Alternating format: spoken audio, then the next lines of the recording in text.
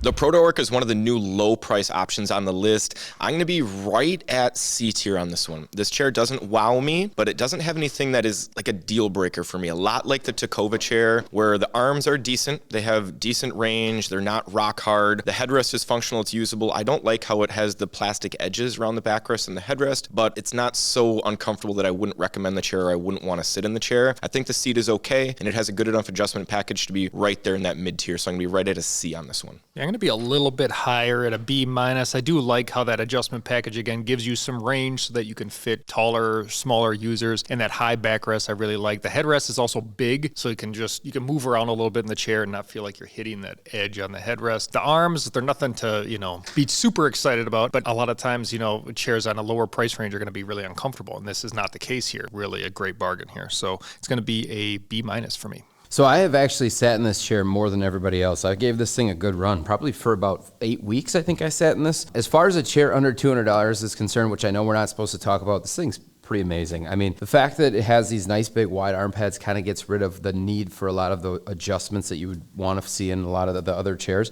The seat pad is somewhat firm, but it's nice and big. I love the fact that you got this adjustable lumbar. Not only does it move up and down, but you can actually adjust how firm or how far it goes into your back, if it's like really up in there, or you can kind of back it off. And this multi-dimensional headrest is insane for how much money this chair is. I'm going to give this one a B-. I think this is the highest rating I've given on any chair that's around this range, and I think it's a huge step up from Tokova. I think that ends up being about a B- for everybody, kind of ranked in there, even with Ryan being a hater at C. All right, next up on the list, we've got the Tokova, and this has been a chair that really has shown up a lot in our list, and one of the first chairs that we brought in that was like $120 or $30 a lot of times, that offered quite a bit of comfort. This chair actually recently has gone down a little bit for me, especially with seeing that Protoarc, which was just a few more before this one. The arm pads, a little bit firm. They are adjustable, but not quite as adjustable as I'd like to see in this lumbar. It isn't quite as comfortable as the Protoarc. It kind of is a little more jabby in there. Same thing with the headrest. I think it's good. It's just stuff like this happens. Obviously, from a comfort standpoint, it's decent. But overall, I'm going to say for where we're at on this one, I'm going to drop it down to a C- from a C. I think there's, for what you're paying, it's pretty tough to get this any higher. I don't know. What do you guys think? I'm going to be right there at the same rank. This has been my number one go-to recommended chair for under $200 for years now. But being realistic about what you're getting, yes, I have been very high on this chair for the price. But again, it's a sub $200 chair. Is it going to be perfect? Absolutely not. Is it going to have all of the adjustments that you need? No. And does it have a seat that's not going to be quite as comfortable as some other chairs? For sure. But I think the backrest is really comfortable. I do think that it offers good comfort. And the recline on this thing is insane. It's one of the only chairs that you're going to find in this price range that you can go back as far as you can. And so if you're looking for a good type lounging chair to put in like a home office where you're going to be watching movies, YouTube videos, and doing office work, I think this is a great chair for sub $200. But again, keeping expectations in check, I'm going to be at a C-.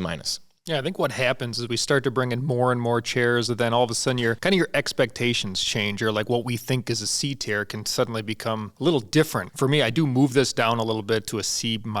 Yeah, probably used to be a pretty solid C for all of us, but yeah, again, compared to some others, it just doesn't quite match that level. So C- all across. The Holludle is one of our new chairs. Doesn't have a ton of wow factor for me, unfortunately. The seat is okay. The arms are okay, not super adjustable. The headrest is okay, feels kind of plasticky on the frame. The one thing that I really notice about the chair, and I know right away from sitting in it that I wouldn't be able to use this chair, is that it does not sit even close to upright. You are going to be at a somewhat recline no matter how you want to use the chair. So for me, that's probably going to be a deal breaker. I'm probably being a little bit generous here, giving it a C-, considering that I personally wouldn't really be able to use the chair the way that I use the chair, but I'm going to be at a C-.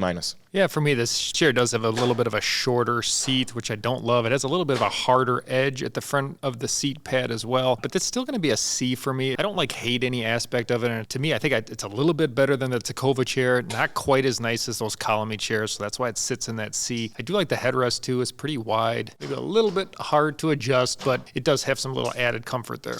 Yeah, this is one of the chairs that I actually found recently, and I think it's a bigger overall chair, so if you're, above average for size, I think you'll appreciate it. The seat pad is really comfortable, I think, personally. I've sat in it quite a bit, and it's been pretty good for me. Headrest, nice and big. The armrests, while they're not super adjustable, they are bigger pads, and they do get in narrow enough for me to get that good support where I don't have to kind of stretch out in the bigger chair. It's a fairly basic chair, though, so, you're not going to get all the bells and whistles that you'd expect from more expensive chairs, but overall, for me, I actually think this is slightly above above average. You got the depth adjustment back here on the lumbar. It's got a nice, big, thick, padded lumbar. And unlike the guys that are, especially Ryan, I actually do fit this backrest quite a bit, so I like it. I'm going to go C+. I think overall we're going to be right around that C, though. So pretty much what you'd expect around that price.